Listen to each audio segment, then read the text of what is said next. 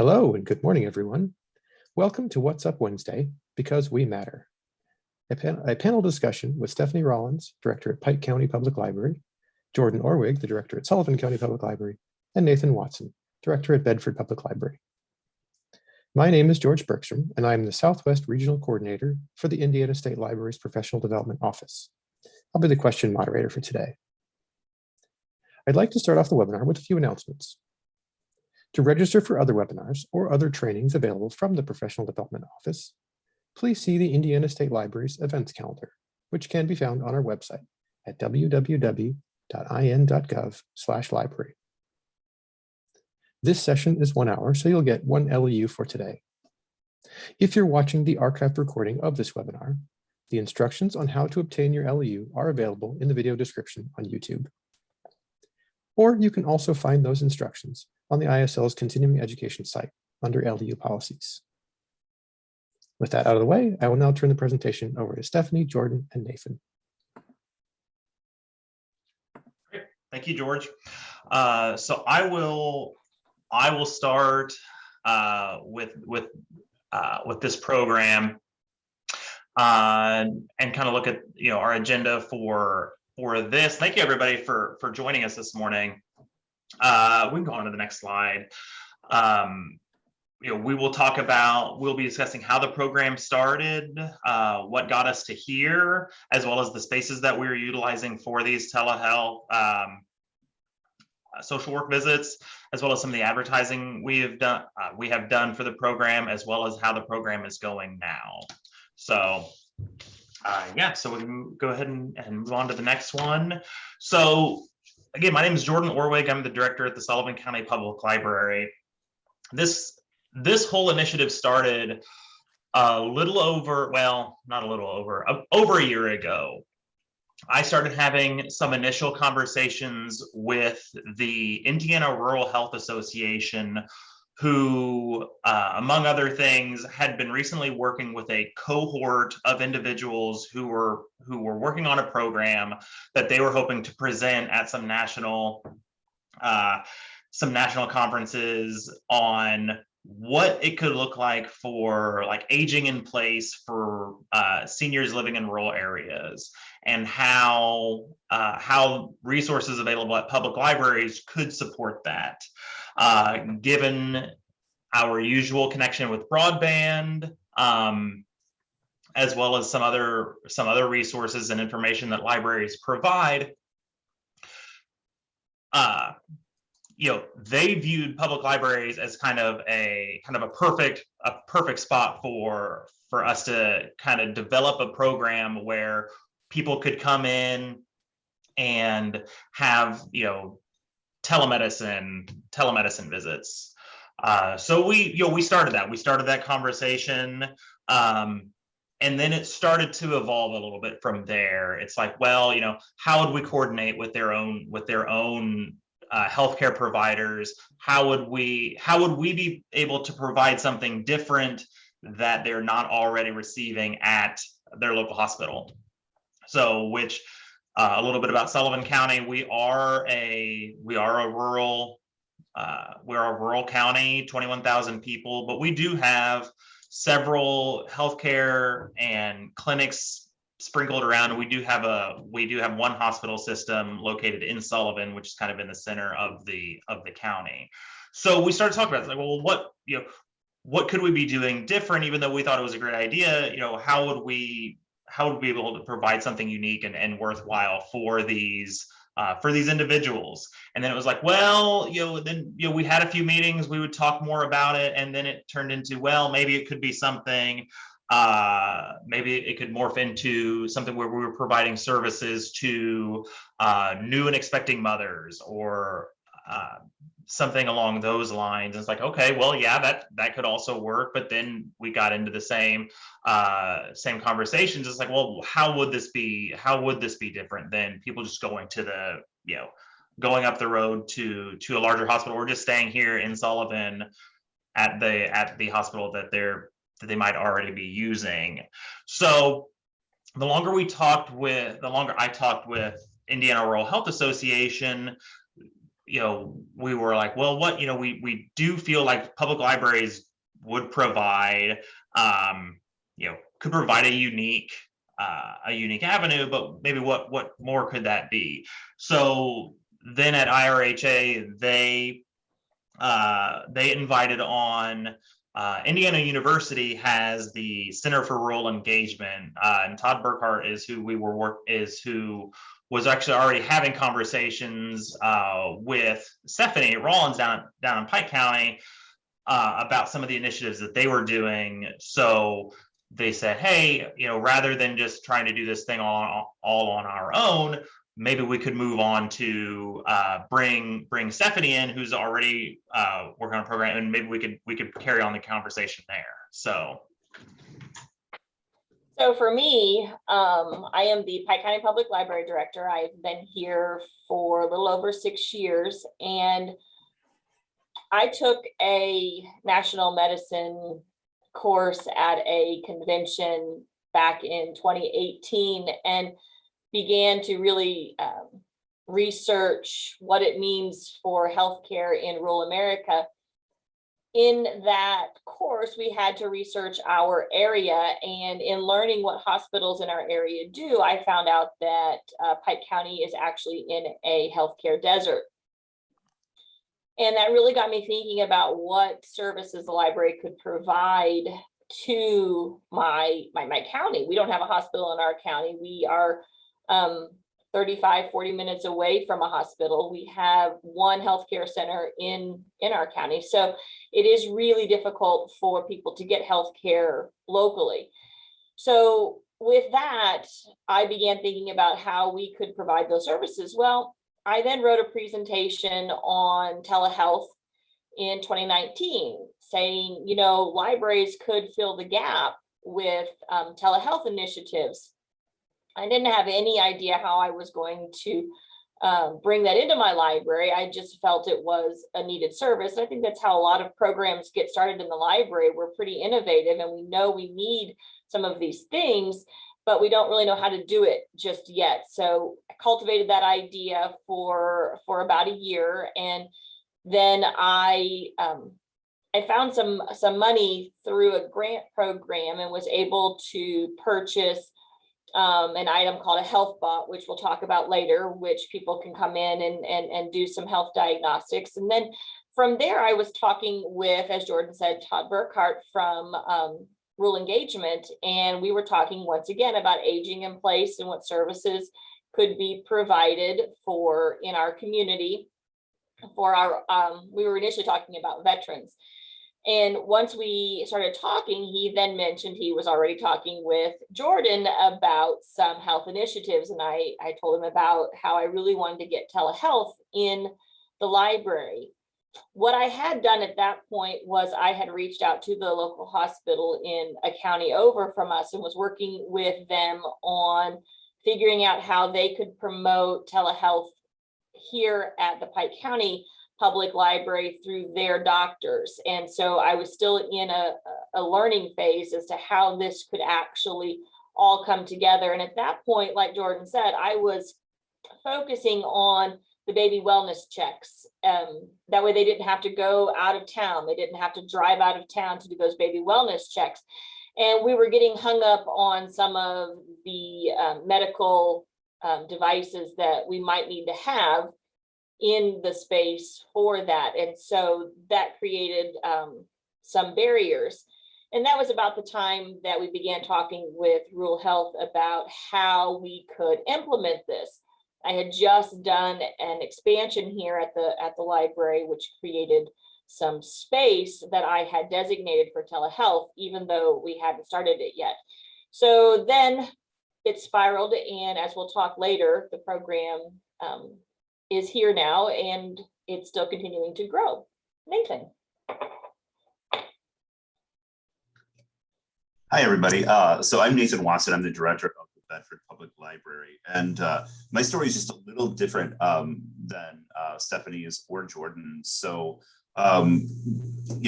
before I even started working in libraries, I worked at a pediatric psychiatry center. So I came into libraries with a mental health background, and as I started to work, in library service, the first thing I started to know about our library in particular was that there were people coming up with a lot of needs that we as librarians weren't necessarily equipped to deal with. And Bedford is a county, or Bedford is a town, a rural town that's actually, as far as rural towns go, it's on the larger side. We're about 20 minutes south of Bloomington, Indiana, and we're experiencing some interesting things. Like, for instance, the visibly homeless population has increased quite a bit, even in the last 5 years. So as we are seeing more and more people come into the library with more advanced needs, we just weren't really capable, and I wasn't really comfortable being able to provide our customers with the best help possible. So I reached out to Dr. John Kiesler, who is he is one of the main people for the IU School of Social Work, and he helps with developing practicums to get social work interns. So prior to COVID, we were talking about how can we make the Bedford Public Library a practicum where we have a social work intern on site where they can assess, they can provide reference services, they can provide some counseling if somebody is experiencing sadness, depression, anything like that. And so one of the things that once COVID happened, that kind of nuked that idea for a while. And as this program, this digital telehealth, virtual telehealth program was happening, Todd, I believe, reached out to Dr. Kiesler, and he kind of worked him into the fold. And Dr. Kiesler reached out to me and he said, Nathan, I think this is something exactly like what we were talking about, and we could do it in a post-COVID world, especially now that we have, we have identified a lot of post-COVID needs, things like the ability to have, Wi-Fi that's dependable, a place that's, socially distant, a place that's confidential. And he said, what do you think about this? And I said, yeah, I'm game. I've been game for years. I'm ready to see something like this happen. And so I said, what do I need to do? And he kind of looped me into the group, and I met Todd, I met Jordan, I met Stephanie, and we all just kind of sat down and kind of hashed out what we wanted to bring to this program in actually focusing it on digital or virtual mental health telehealth appointments. So John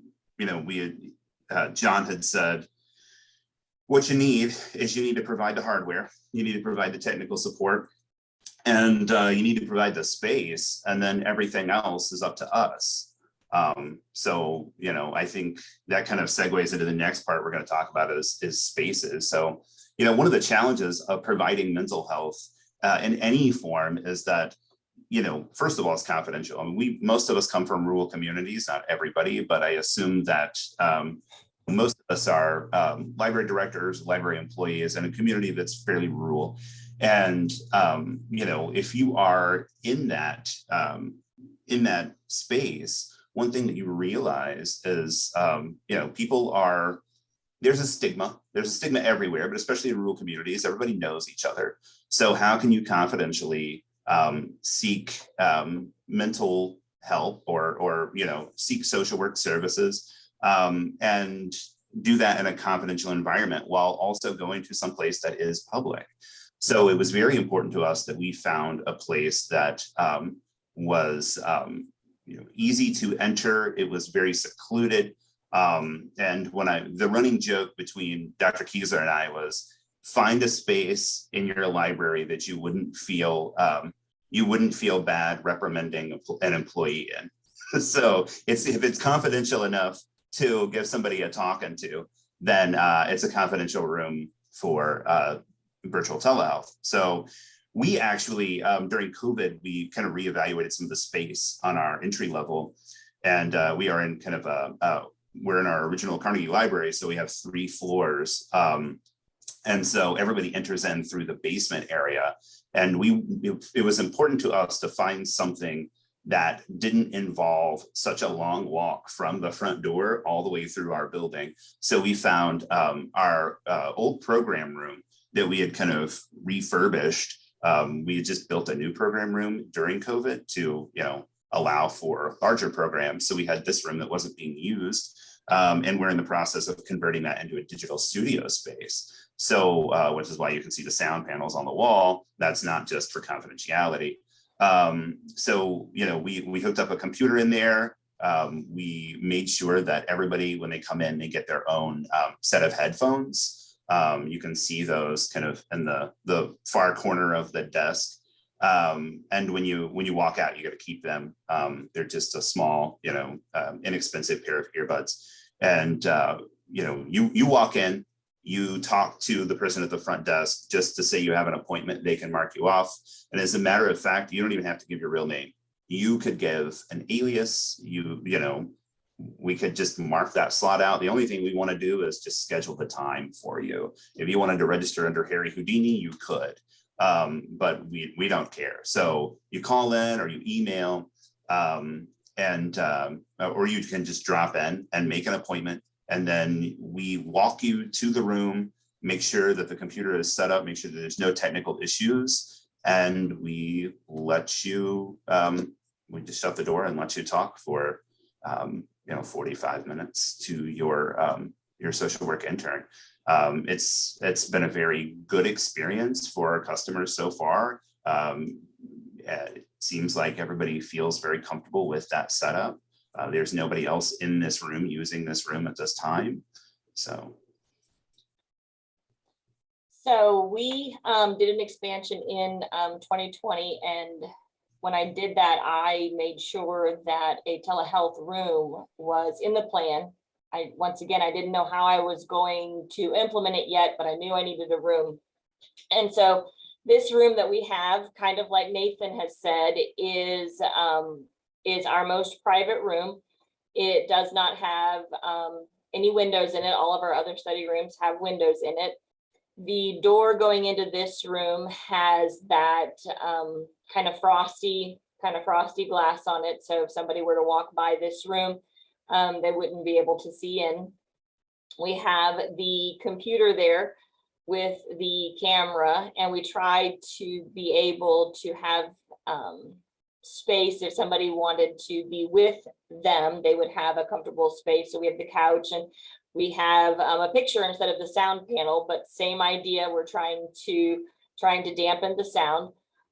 If I am able to go further into medical, I have a cabinet that locks there that would have the blood pressure cuff. It has the thermometer.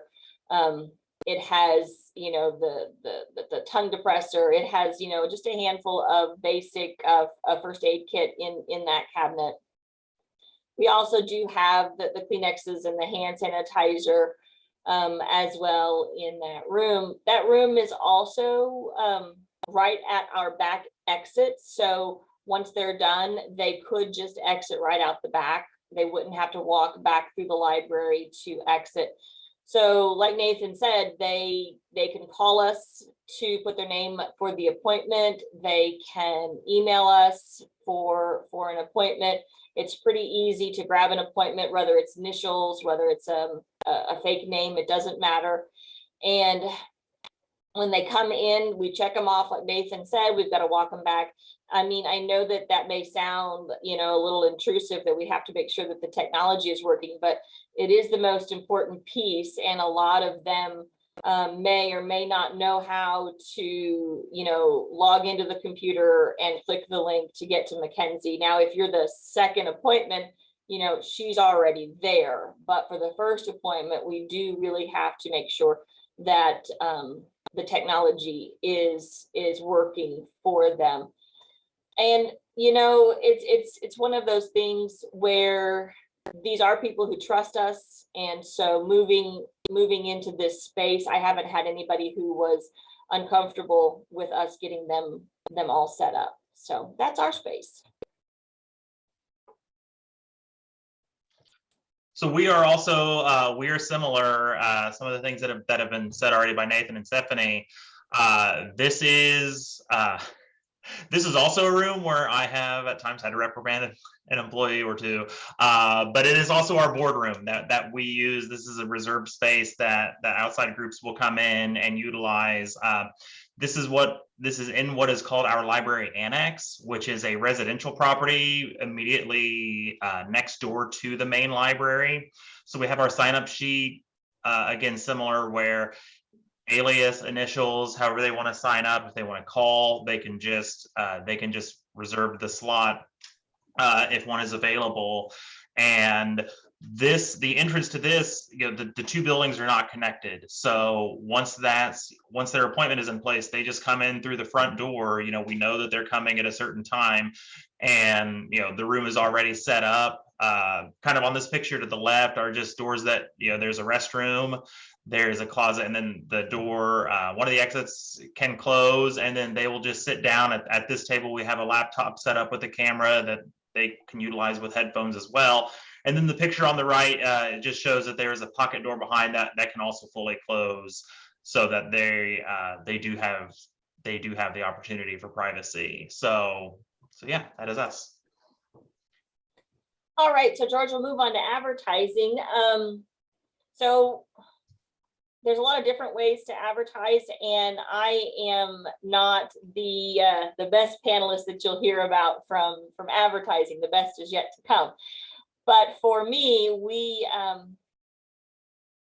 Indiana University has a marketing department, and they did a fantastic job of getting us flyers and bookmarks. And we put the flyers and bookmarks in all of our holds books that went out, so that everybody who had a book on hold got the flyer or the bookmark. And I took that flyer and then I sent it to the newspaper, and we advertised for it in the newspaper. And of course, we had some social media posts as well, but nothing really fancy on our end. I'm a small rural library, and it's just me and my programmer doing that. So it's a little bit out of my wheelhouse to advertise in creative ways, of which you'll hear later. But I thought this was a great time to show you the health bot that we have. We have where people come in every week. I've been working with the local doctor's office, people who wants to track their blood pressure instead of them coming into the doctor's office every week. They'll come in here, they will take their blood pressure, they'll take a picture of the results, and they will email it to their doctor. They can sign up for this health bot, and it'll keep track of all of their blood pressure, their weight, for each time they come, or they can just come and be a guest and get their blood pressure taken. So it is really private. Nobody knows what their results are. And this is one way I thought if we ever went into full medical telehealth, they could get their results, like seeing the nurse ahead of time, and then move into going into their doctor's offices. I have been looking into, they actually have a mobile telehealth unit that has different things on the side that they would need to pull out, like a stethoscope and things to put in the telehealth room. I have not moved forward with that conversation yet, but as terms of medical telehealth, not only do we have the health bot, but looking into the mobile telehealth unit that just sits on top of a table. So that's my advertising bit, but Nathan's got some cool stuff. Yeah, so first of all, tip your marketers. I know that we as librarians, we love facts, we love data, and we like to tell people everything that's going on about everything. But I look at marketing like marketers are like the engineers of the messaging world. It's their job to make all of this stuff fit. And we received some marketing from IU that was gorgeous, very high quality flyers, bookmarks, and every piece of information was on it. And it was really nice. It was really good. It was very informative. But what we thought, and I would encourage everybody to really think about, yeah, you're offering this, but whatever you're offering, whatever the thing is you're marketing, who is going to listen to it? Who is your audience? Who do you want to know about it? And so we decided, and sat down, kind of talked about who is our audience. Well, our audience is somebody, if you're wanting to sit down and listen to somebody talk about, if you're sitting down in a room and you are going to trust this person and spill your innermost feelings, we need to have messaging that's encouraging. We need to have something that's folksy, something that resonates with our community and isn't just a bunch of facts. Now, the facts are important. You need to know how to sign up, and you need to know what the email is, and all of these things. You need to know when the appointments are. But when we approached advertising, we immediately wanted people to feel something, and that something is comfort, because you're trusting a lot. You're putting a lot of faith in somebody's hands when you are talking to them, even if it's, social work appointments can be anything from recommending services, like I just lost my job, I need to have some bill assistance, I don't know how to get signed up for that, how would I do that, to I'm feeling very, very depressed. I can't even get up out of bed in the morning. I'm surprised I even hauled myself into the library for this appointment, kind of thing. So there's a lot of trust there. And we wanted to approach this from a trusting, supporting angle. So we did create some social media ads. As you can see, it's got Canva written all over it, but we wanted to approach it from a support first. So we did that. We posted this probably a couple weeks after we received the IU branded, marketing materials.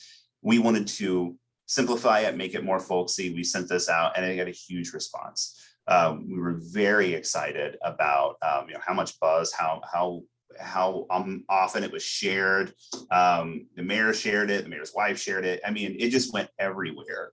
And so we were very excited about that. And, like I said, we wanted to approach it from a warm and fuzzy kind of way. And then once you click on the link, which you can't hear, but once you clicked on the link in the social media message, then that would take you to the original flyer that had all of the information. But, this is the first step. And I think social work or telehealth or telemental health, it's all about taking that first step.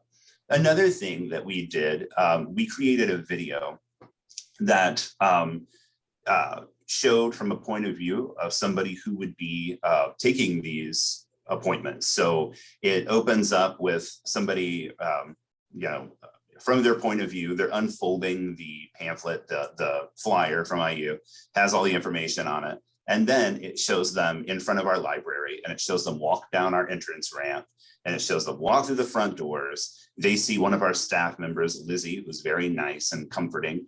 She checks them off the list. She waves them on back. We walk point of view in the video down the hall to exactly the place that they're going to be. The doors open for them.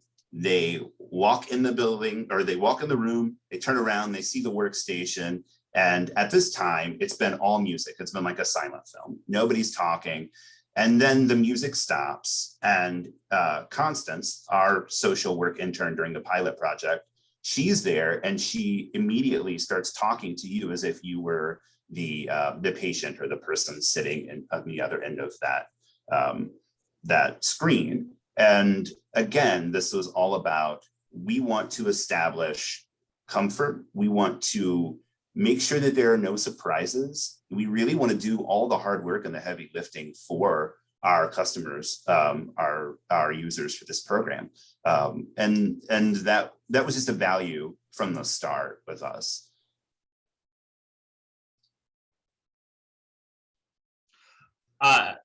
Nathan, well, that's a tough act to follow. We should let me go before you because so I'm going to be talking about that.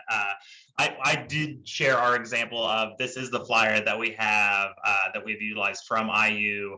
It is attractive. It is pretty, but there is a lot of information on there. So we have used that. Again, we utilize the bookmarks. One of the things we have been doing to help spread these services and raise awareness, we had the newspaper, we had a couple features run.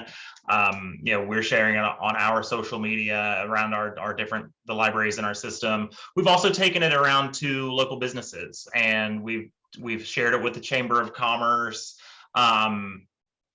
We have some local restaurants have bulletin boards, flyers, and things like that. So we've utilized that. We also have a local Hamilton Center office here in Sullivan County, and we have provided it to them, not to necessarily act as a replacement, certainly not, but more just as just another option that's out there that that people visiting them might be able to take advantage of if they are here if they are here coming in to use the library. And just we want people to know that there are a lot of people out there that want to help and have the desire to reach them as best fits their needs.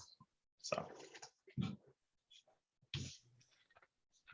all right, so we've talked about how the program started, and we talked about everything that happened during the summer during the pilot. And I think that, like every good pilot, you take what works and you roll with it. And then you take what doesn't work and you ask, well, how can we make it better?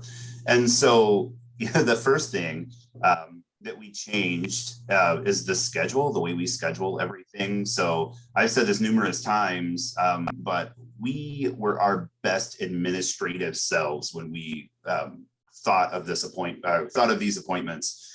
We picked a perfect time. It worked for IU, it worked for us, all three libraries. We were doing it all at the same time. It was Wednesday afternoon from 1 to 4, and it was perfect. It was like lunches were covered, dinner breaks were covered for people who are working nights. It was awesome. And we had some success with it. We had some people who showed up, as we were looking at, looking at the schedule, we were thinking, well, if you're going to have a problem, if you're going to need mental health, if you're going to need social work, then you better need it from 1 to 4 on a Wednesday. There's no variety. And if you're working a day shift job, I'm sorry, right? So the first thing we did was we reevaluated the schedule. And now we have schedules that work for each individual library. And so for us, this go around, we are doing appointments. We're actually doing appointments right now. So we do Monday evenings, 5 to 7, and then we do appointments Wednesday mornings, 10 to noon. And that has been going really well. We in the pilot, we never had a recurring. Somebody would come in and they would have like one appointment and then they would kind of leave. And then the next week we'd get some more people, and then we just never had that constant, like, I'm here every day, every Wednesday at 11. We do have that now. I think that one big barrier that you'll see, especially in smaller communities, is that trust is a huge issue, and people trust libraries. They do. That's one of the reasons that IU wanted to reach out to us, because we are trusting entities in our communities. However, we haven't really developed the rapport with somebody on the mental health field and on the social work field. So, yes, I trust the library. Do I trust that they're where I need to be going for a social work program? And the answer that we know is yes, you can trust us, but that just takes time. It takes time to build fidelity. It takes time to build consistency. And when people are reaching out too, they might be a little leery of something new, because as you we do this with restaurants, right? A restaurant opens and you're like, well, you're either the early adopter where you go and you get right away, or you wait and you're like, I hope it stays around because I want to fall in love with it and have it close up in 2 weeks. So, this is something that's very important. I think looking ahead, just making sure that the program continues long enough to build comfort in the community with it, because I always tell my programmers too, a successful program isn't necessarily measured by its attendance. I think a successful program is measured by the wherewithal of the programmer and the program itself, and how stable it can be. So especially for this, right? We wanted to make sure that this was continuing to happen, that we are continuing to listen to people in our community. And we see the need every day for telehealth appointments, mental telehealth, telesocial work, whatever you feel comfortable calling it. But there are things that people go to our reference desk for, that our reference librarians, they're going to research the heck out of it, but they're not going to be able to provide that one-to-one service that social workers can. And we ask a lot of our librarians. We shouldn't have to ask them to do that. So, I think that going forward, just establishing ourselves, letting more people know, people get comfortable with it. We have recurring appointments now. Just keep going, right? It's just keep on sailing. And I'm really excited about where we're going to end up. So, when you as a library start a new service or you start a new program, you always hope that you're going to have, everybody who needs that service is going to come to the library right then, just like Nathan said with that new restaurant, right? We're all going to come. But in reality, we've seen a lot of posts of disappointed programmers when they work really hard and the program comes and nobody shows up, right? So just like any other program, this is a program of trust, and this is a program where mental health has been really a hidden thing in our communities and kind of a taboo topic until just recently. And I think, as usual, libraries are on the forefront of what our communities need. So when we started this program, it came as no surprise to me that we got a really slow start. Like Nathan said, Wednesday afternoons from 1 to 4, that's the only time that we could talk to you about your mental health, right? And as all of you in library land know, we get those phone calls, right? We get those calls of, where is the food bank? Where do I get utility help from? They call us with those needs, so we know there's a need, but those aren't always the easiest people for us to reach back out to. And how do you grab them, because they may be non-library users, right? These people may not be the people that traffic your library every day to get that James Patterson book or that J.D. Robb book. That may not be these people. And so over the pilot program in the summer, we had probably 4 or 5 appointments during that time frame from 1 to 4 for, I think it was 6 weeks, 10 weeks, 6 to 10 weeks that we did this program. And like Nathan said, I had no reoccurring appointments, which is what you're really trying to get to, because this person who needs help, you hope that once they reach out, you can continue as a library to support them. When we moved into the fall program and reassessed the hours that we were providing these appointments, we split them up. We do a Monday evening and we do a Friday morning. And we have 2 appointments on Monday night. We have 2 appointments on Friday morning. And we started to see some reoccurring appointments on Friday mornings. And so it was interesting to me that the Friday morning time was important for these people to be able to come in and have a conversation about the struggles that they were facing. And it wasn't the people that I thought it would be. It was, stay-at-home moms. It was, yeah, it's young adults, the 18 to 20, and then, stay-at-home moms. And so it's interesting to me to see who the population is that has chosen to take that step forward to say, yes, I need somebody to talk to. Because when Nathan and Jordan and I started this program, we really felt like aging in place and, older Americans, the seniors that we see coming in every day. And for me, that's just not what it was in our county. And when I took this program to our local doctor, he was, very on board with this, and he has handed out the flyers to his patrons as well. And it hasn't been greatly successful yet, but just like with any service that we feel that our community needs, I'm gonna keep trying to provide this service as long as IU is willing to help us. Because just because I'm not filling every appointment right now doesn't mean that I haven't reached all the people that need to be reached, so that they can know that this is an option here in our county. My next phase to work on here in November, I am taking the flyers and I am going to meet with all of the churches here in town. And I'm going to try to see if the churches will also promote this program, because that's another trusted place in our community.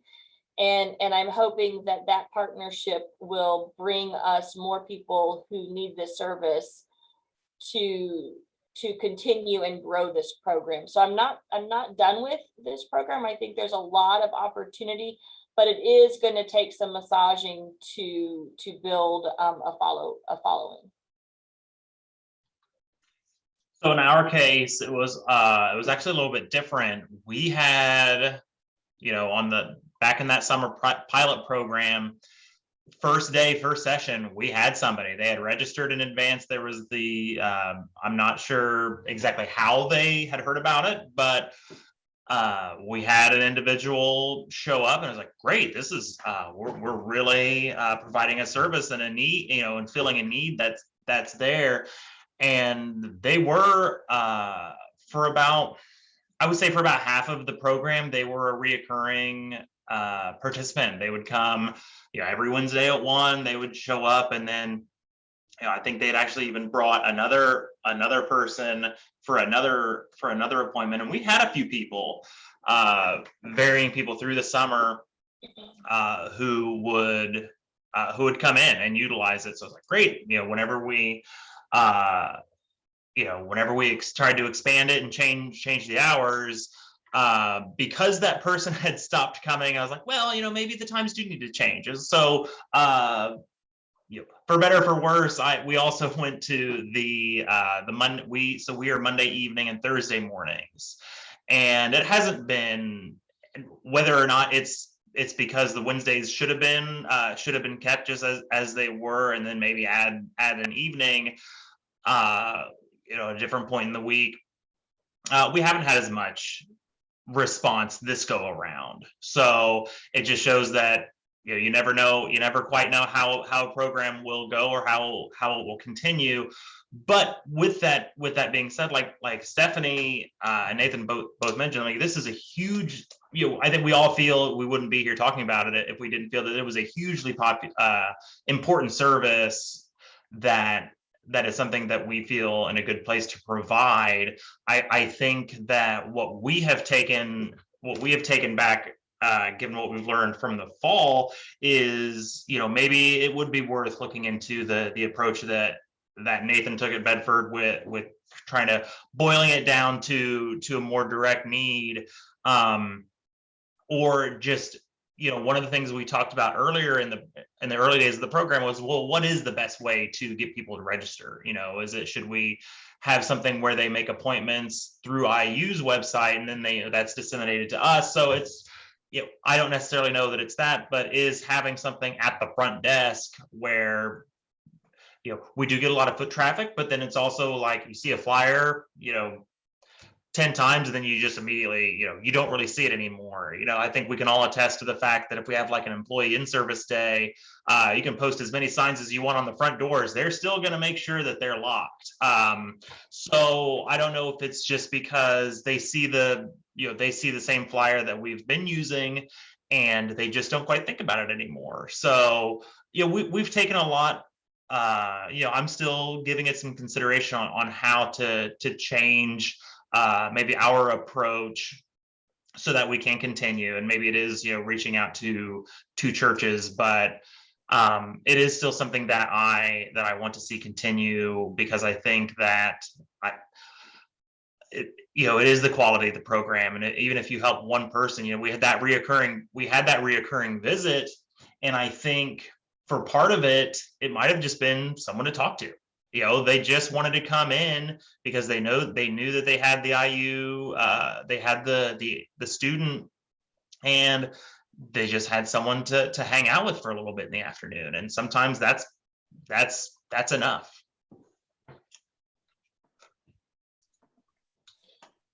So I'm gonna put up contact information. If anyone has questions, go ahead and type those in the chat.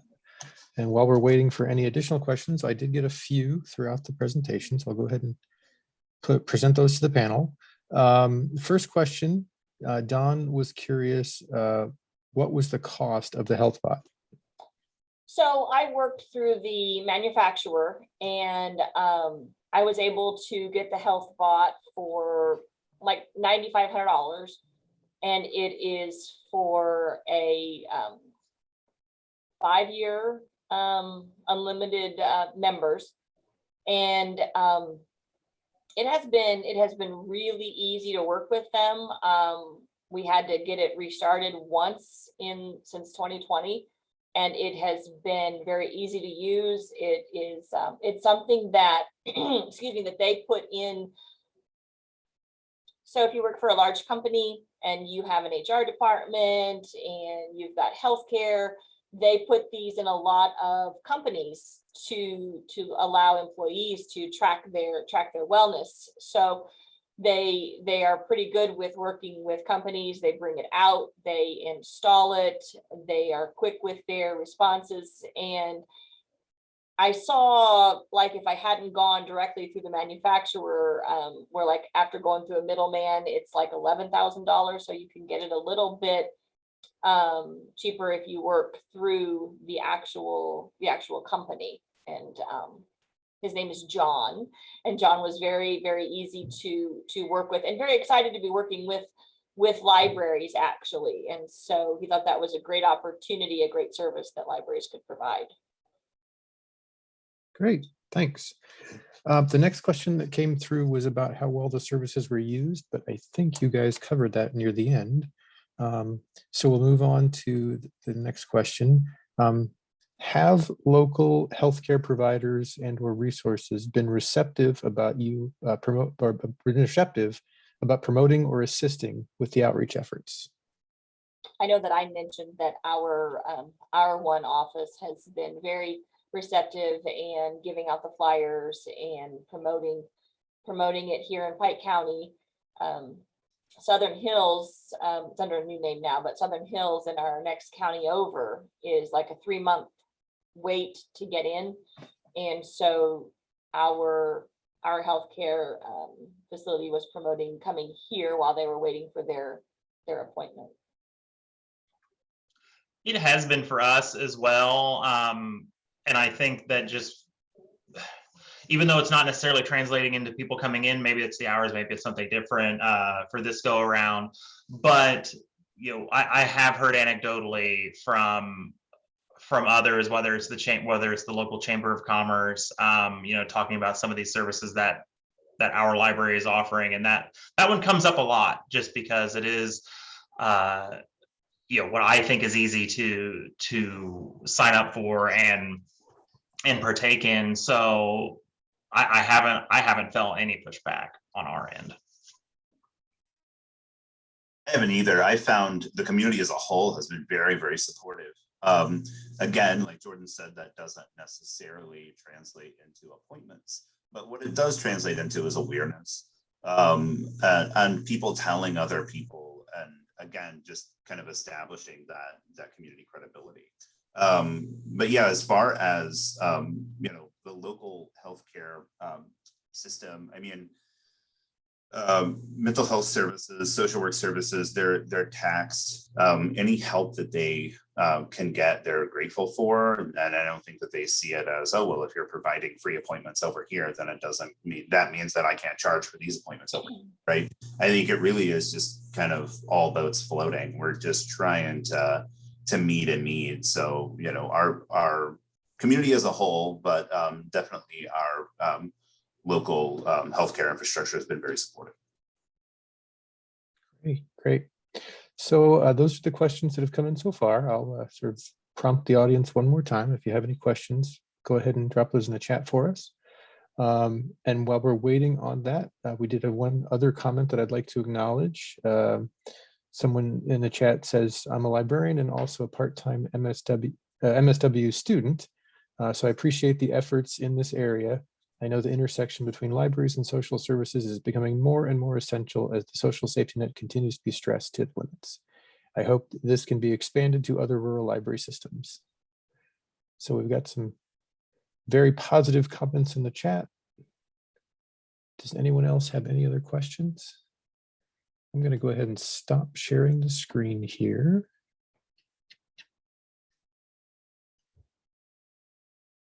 All right. Well, let me grab the link for the LEUs for all of you. And then again, if you have other questions, go ahead and type those in while I'm bringing that form up for everybody.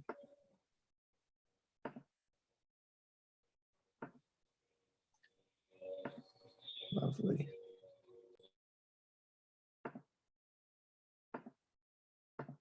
Okay, so here is the form to request your LEU. Anyone in the chat or in the audience who needs it, be sure to fill that out for us. If there are no more questions, I want to thank the panel again. This has been a really great presentation. I will get the recording out to everyone as soon as it's available and the transcripting is all done. And yeah, lots of great thanks and lots of appreciation in the chat for all three of you. So Thank you all. Thank you for attending. Thank you, George, for coordinating this. Yeah, this was great. All right, well, have a great rest of your day, everyone.